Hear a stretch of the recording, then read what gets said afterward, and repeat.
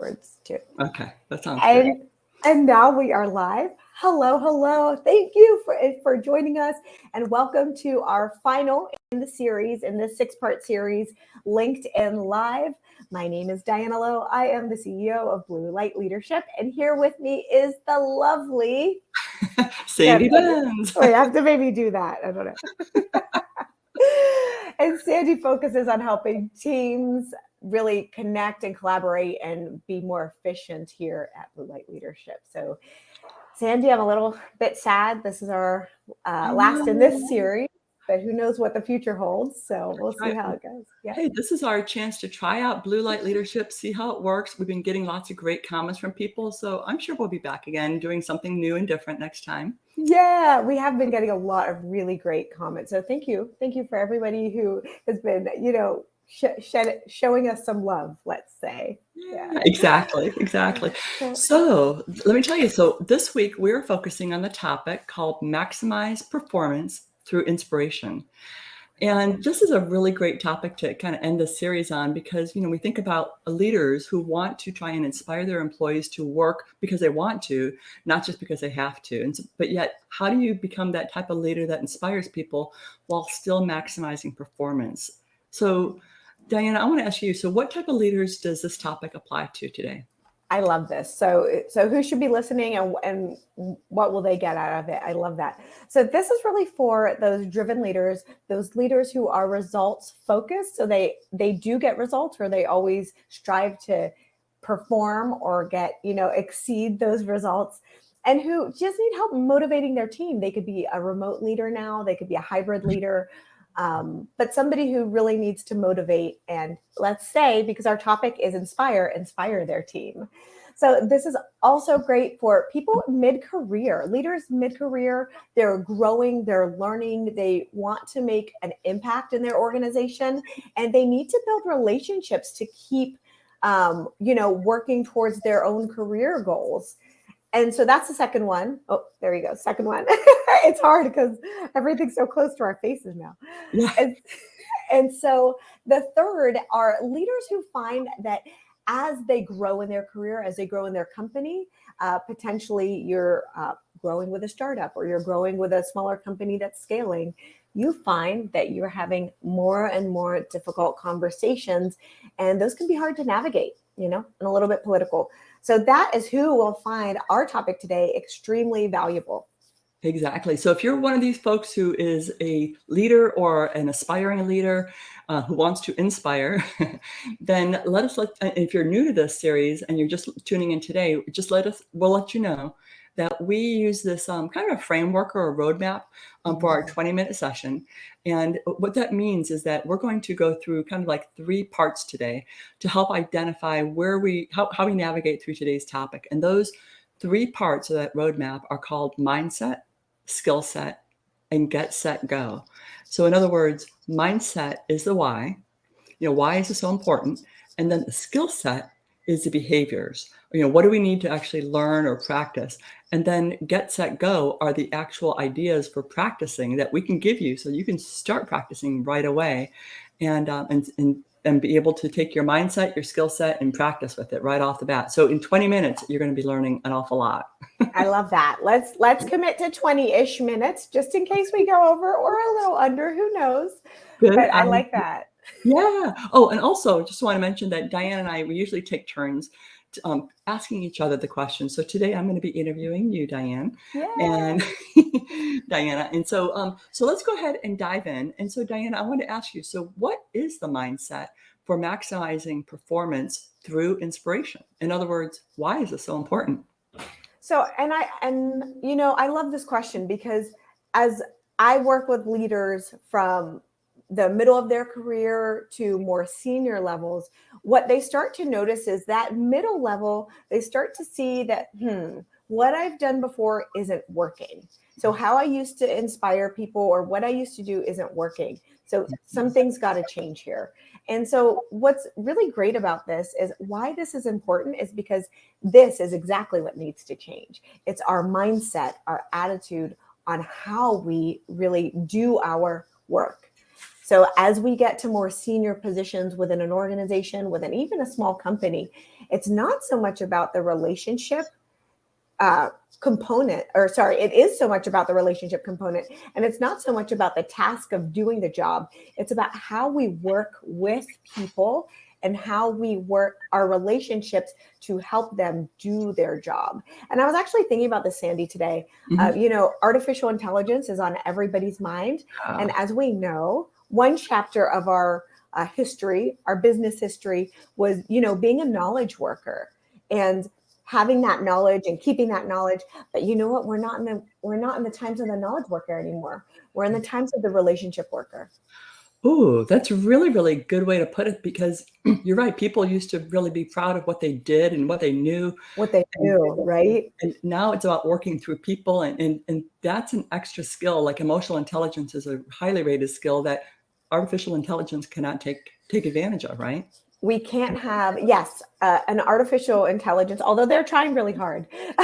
It can't have a relationship or nurture relationships, in at least at this point in time, in the same way we can uniquely as humans. So this is our advantage. So the mindset, Sandy, to answer the question succinctly, is it's really about, what my shift in my mindset to really think about the people and my relationship with people.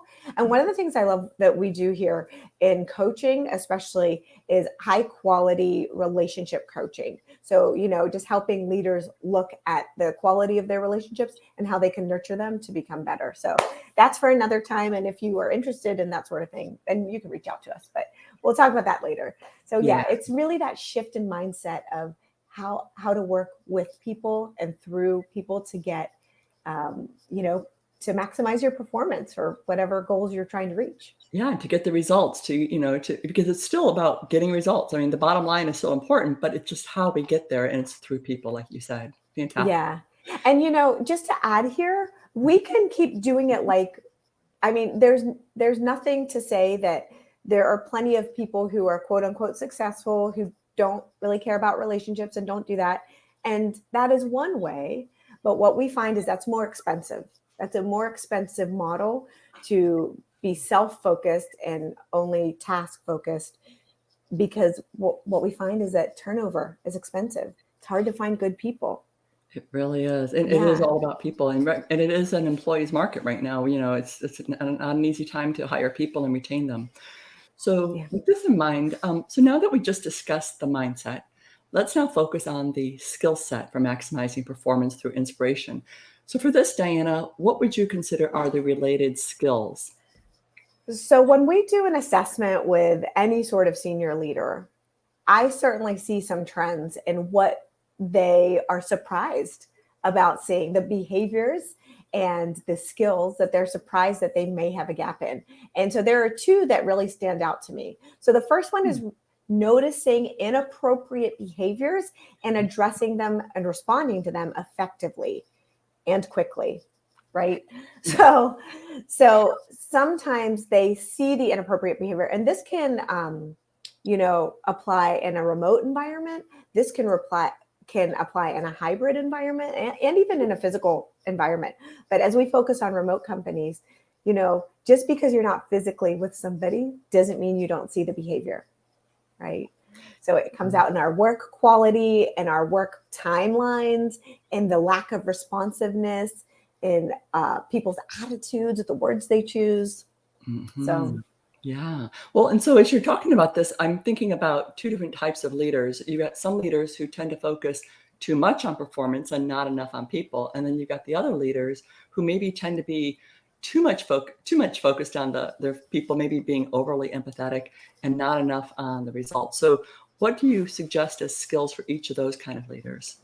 yeah, there's a real balance here, right? So we have to, it's not like it's too much to just be task focused and not care about the people. That's way too far. At the same time, if we're I hate to say like a bleeding heart, but if we're a bleeding heart and we let people get away with things that make them less accountable, then that also doesn't work too. So it's an art, because it's finding that beautiful middle ground. And I feel like you said a word yesterday which I'm totally blanking on, and it Oh, was go ahead. supportively challenging? That's it, supportively challenging. Yeah. So one of the best things that I think leaders, senior people, adults for children can do is see the child struggling, and instead of penalizing, or see the adult struggling rather, and instead of penalizing and say, we're going to put you on a performance improvement, to really work to understand what's the root cause here and how can I help you, hold you accountable, and help you grow. And that's an art. Well, it is. You're right. The art is in the balance, because, I used to deal a lot with employee relations issues, and I dealt with a lot of leaders, different types, who liked dealing with the discipline issues, and some who hated it, and some who just said, well, wait a minute, there's something more maybe behind the scenes, and shouldn't we be looking at that? And that's exactly what we need to do, is find out what the core of the issue is. So if there is inappropriate behavior in others, before we respond, we need to be thinking about, well, what's causing that inappropriate behavior? Is it someone else's behavior? Are they, Mhm. is it something that's going on at home? Not that we want to get personal, but we might want to at least say, hey, is everything okay? Because I've noticed there's been a difference in your behavior in the last couple of weeks or days. And so I just want to check in with you. Is everything okay? And it is amazing, isn't it, how much we can find out from So people when much. we just ask a caring question like that, that also mentions the performance, but again, in a caring way. It's that balance, right? Yes. And the reason it's an art is because it depends on who you are as a person. If you Mhm. are if you're like all task and you're like, I get stuff done, I produce, you go to me to get, things moving, but then all of a sudden you're caring, that's suspicious behavior, right? So, Yeah. so we really need to find that balance of like developing ourselves in a holistic way. And just to give you an idea, I worked with a senior leader, and she had a person on her team with a very long history in the company and a very long history of doing a poor job. Mhm. So she already had the stories from the people around her, how this person doesn't perform. She already had her own feelings of how this person didn't perform. And then to make matters worse, this person wasn't performing. So one of the Hmm. things we did is we like took that 30,000-foot view of, okay, let's ignore the stories that we're creating and let's like look at some facts. Let's Mhm. think about some powerful questions that might help us get clarity. Mhm. And in doing that, we were able to come up with a plan and a series of questions that would help her, uncover what was really happening. And what was really happening was that this person that she was working with had a child that was seriously ill, and the person was spending a lot of time in the hospital Oh, with wow. this child because that was the focus of their life at that moment. So knowing that, she was able to make a really good decision that helped that person get what they need and helped her reach her goals, because she still had deadlines too, right? So what I hear you saying is that you need to be able to see the whole picture. And of course, as human beings, there's so much more to us than just what we're doing at work. It's what's going on in our mind and our hearts. And so to see that whole picture, it allows us to be able to focus on the person and still get results. It's that balance. Exactly. Exactly. So when we did that, I mean, it was a real win for her because she Oh, was good. like, if I didn't ever ask that, I wouldn't have ever known. And I would have either fired her or I would have done something that could have really rocked her world. So, that's where we talk about having empathy. That's where we talk about having, and that saves, and if we get in business terms, that saves companies money, Yeah, not having to constantly turn over talent because we're making a story that they're this, that, or the other. So exactly. Well, noticing oh, sorry, go no, no, ahead. go ahead. Noticing what? Well, I was going to say noticing inappropriate behavior and addressing it and responding to it appropriately and promptly. And then the other skill we really need to have is, keeping a positive environment. And Uh, so when I say this with a little bit of a, because I'm not talking about a sugar coated, everyone's happy all the time environment. mhm. I'm talking about an environment where all feels are welcome, where you feel good to bring yourself in that moment, but also that people respect and understand the energy that they're bringing to that environment. So, Diana, can you tell us more about what you mean by positive work environment? Because I think there's a lot of misunderstandings about what's considered positive. Like, you can't say anything negative. I mean, what does a positive Right. work environment really mean in this particular um, context that we're talking about today? I love that because it's not toxic positivity. So we're not saying you're not allowed to talk about mistakes. You're not allowed to say anything bad. You're not allowed to criticize. That is the absolute negative, or the opposite of a positive environment. A positive environment allows for people to bring themselves, bring who they are, talk about what is important. And also the leader has the ability to say, yeah, you've been heard. I hear you. I see you. I understand what you're saying. It may not be relevant to this moment, but thank you for sharing. And so when people feel that safety, psychological safety in that environment, it encompasses all pleasant and unpleasant feelings, because the unpleasant ones aren't bad. They're just unpleasant. Well, yeah, or if at the very least they're constructive. I mean, obviously, Yeah. I deal a lot with change as well, and so when we talk about that, we have to be able to say what's working, what's not. And so again, it's that balance of saying, hey, listen, it is okay to speak up about something that's not working. We don't have to be so positive and say everything's working, because we'll get that sense, the yes person type of mentality, and that doesn't help with innovativeness and creativity, right? And that's delusional, to be fair. You know what I mean? To be like, oh yeah, everything's good all the time. Everyone, every company, every organization, every organism has bad moments, and that's the catharsis of getting to the greatness. Last week we talked about transforming our challenges into, or our transforming, challenges into opportunities. Thank you. And so when we invite the tough conversations, that is still considered a positive environment.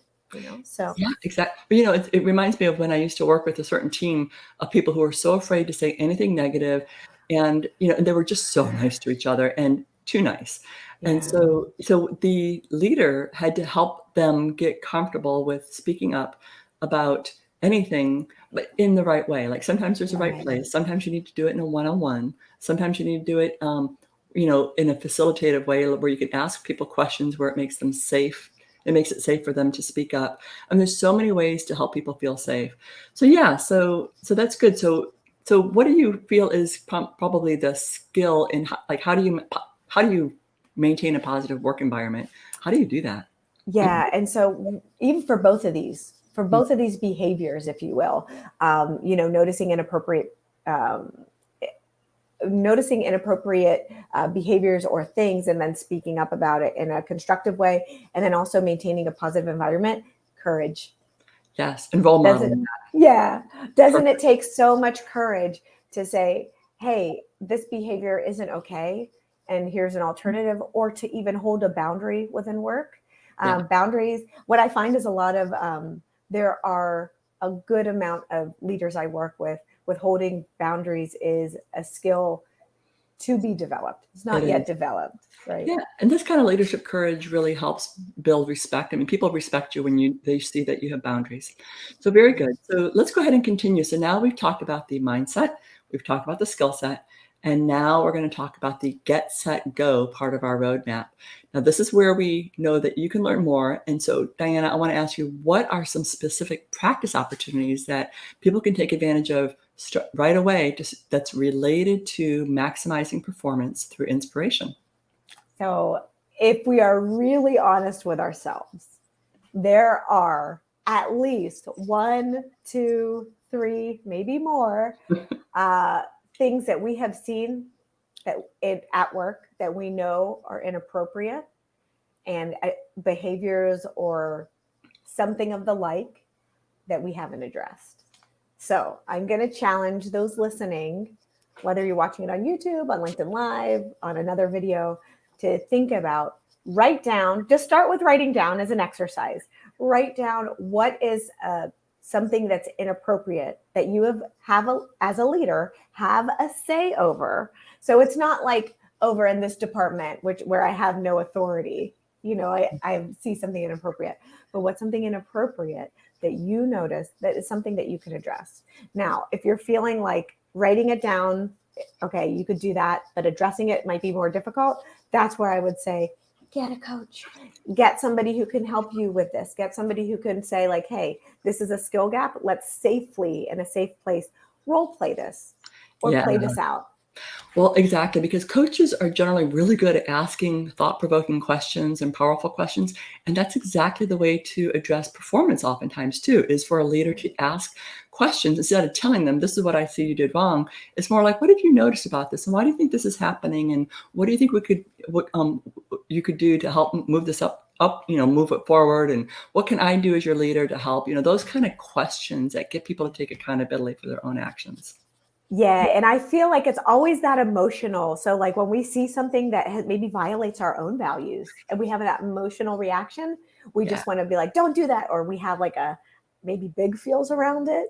It's yeah. really hard to do the thinking through of it. So, if you can get a thinking partner, maybe it's not a coach, but maybe it's somebody who you can say, hey, can I just practice saying this out loud with you in a safe Yeah, way?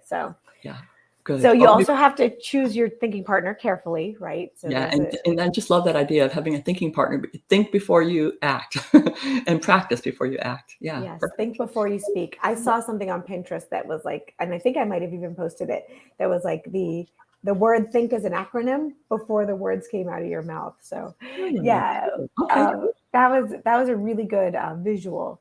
So then the other thing Yeah, is creating a positive environment. I One of the things that again, when we do emotional intelligence assessments to assess leaders' behavior, one of the things that they say is like, wow, I'm really surprised that I got dinged on that, right? That I'm out of alignment with the people around me. I thought I created a positive environment.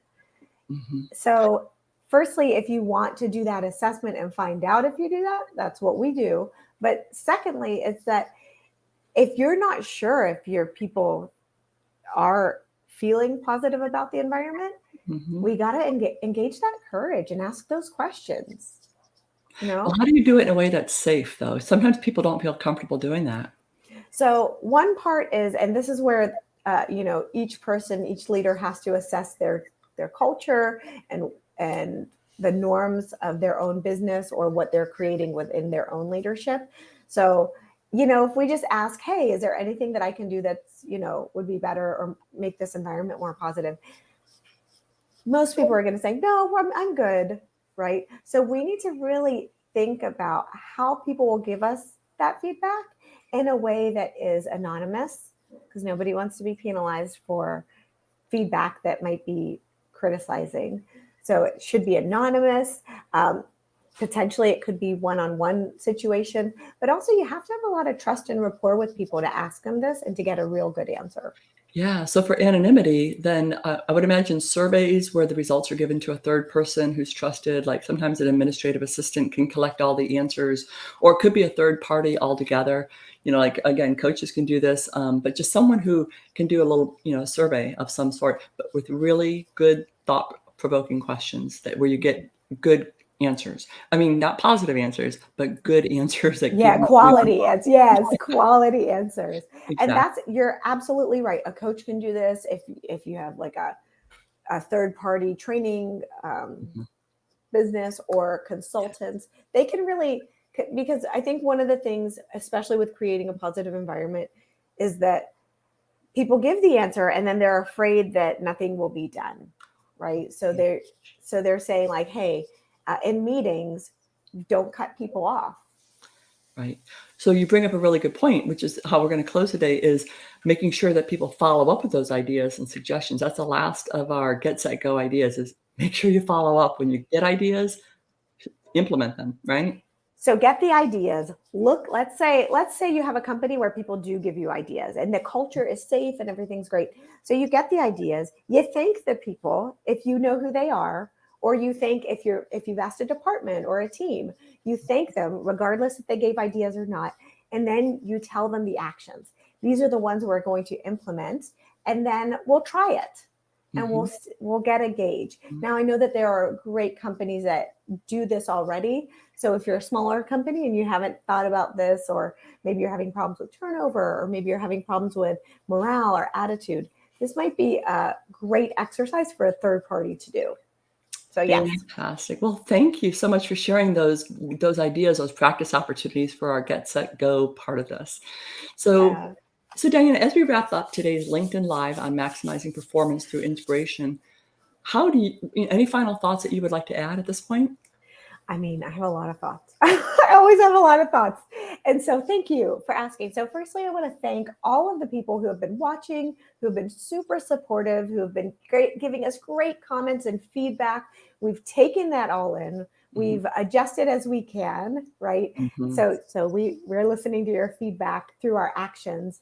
And we just really appreciate your support. So firstly, I want to thank all the people who are out there watching and listening. And we hope that we know your time is valuable, and we hope we're providing some value for you.